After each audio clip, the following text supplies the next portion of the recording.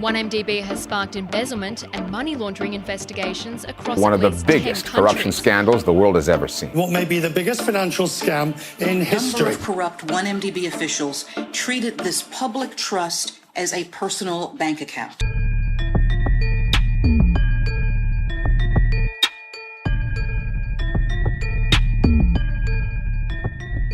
Follow us as we bring you into the courtroom where the biggest financial scandal in Malaysian history is being heard.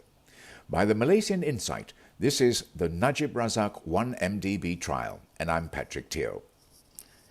Today's hearing was short, interesting, and ended in a warning to the accused Najib Razak on using social media relating to a trial witness. The 2-hour session centered around 2 risks. One was Najib's lead defense counsel, Shafee Abdullah's wrist, and another was on the risk to the accused. Here's a disclaimer. There is no risk whatsoever in listening to this podcast. Former Prime Minister Najib is currently on trial for 4 counts of abuse of power and 21 counts of money laundering involving 2.28 billion ringgit in public funds.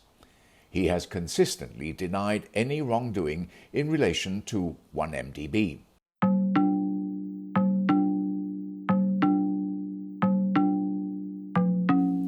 The court was delayed in the morning as Shafee did not show up. When proceedings began at 12:32 p.m., the lawyer said he had been seeking treatment for his wrist injury.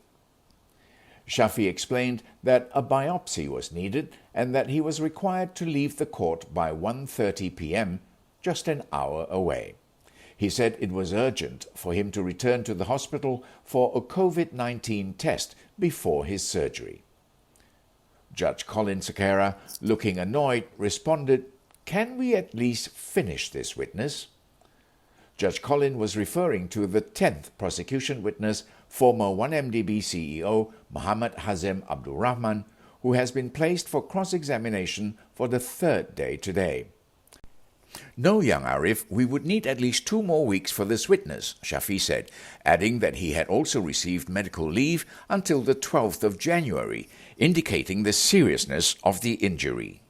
Judge Colin did not give a definite answer, and the proceeding continued with Deputy Public Prosecutor Akram Garib reading his submissions.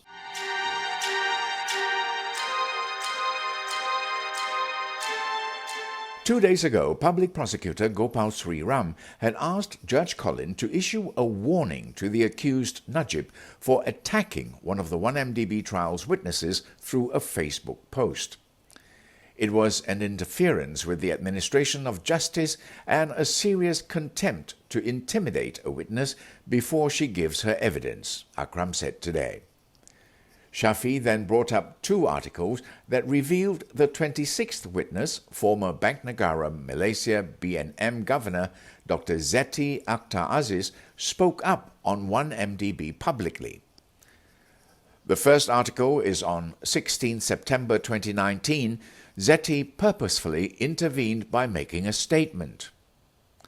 Zeti told Euromoney that she and Bank Negara Malaysia knew of the 1MDB case as early as 2013. The problem was that the Minister of Finance was also the Prime Minister, Najib Razak, Zeti said. "We highlighted that this is a risk because of its potential systemic implications on the financial markets and financial institutions. At the time, it was just a verbal assessment provided. He took note," she said. The second article that Shafee brought up was a publication by The Edge on the 3rd of July 2018 with the headline, "Najib asked me to say he did no wrong over 2.6 billion ringgit remittance, but I refused." Shafee put up the argument that Zeti had cast the first stone. "This statement she made before my client's trial, she would have known that she is a potential witness. She was misconducting herself. The basis that Zeti was quiet and my client attacked her is wrong. Zeti has made a statement and my client had to respond. There is no intimidation," Shafee said. In response to Shafee, Akram said Zeti did nothing wrong.